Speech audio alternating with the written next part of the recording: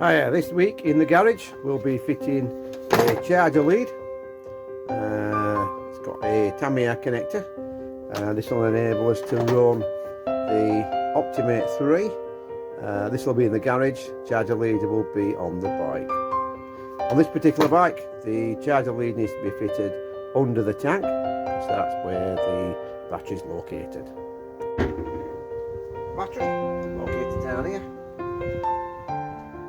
I put the 10mm bolt back in, took out the rear, gives us some way to allow us better access, put the prop in here, and then it makes it easier for us to get to the battery. We can now locate the positive and the negative terminals on the battery, and this is where we're going to be putting our charger lead on. So now it's a simple case of attaching the flyer lead for the charger to the terminals on the battery. So we now have our flyer lead for a charger. I've decided to attach it to the existing wiring on the bike, and hopefully once in position in this area it will allow the plug to exit. And that's the connection done. Tied it off with zip tie up to an existing cable, and that gives me my ideal charging point.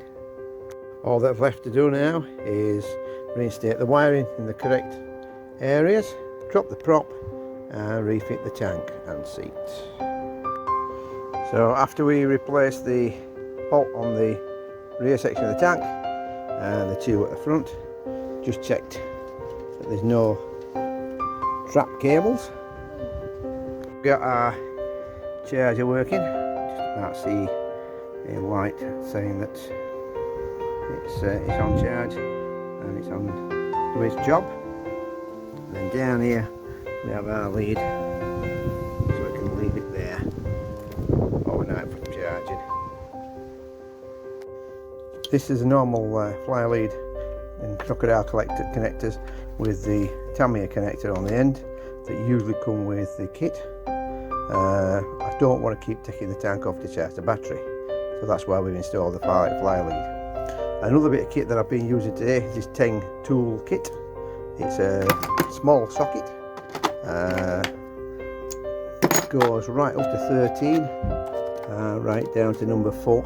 We've got a little adapter here for the insertion of screws, so we can use this screwdriver bit and obviously universal bit. But the kit itself is quite nifty. It's one that you could put under the bike seat quite easily, and it's served me well over the years. Well, that's it for today. That's the easy bit done. Now we're just going to wait for that battery to charge. See you later, guys. Bye.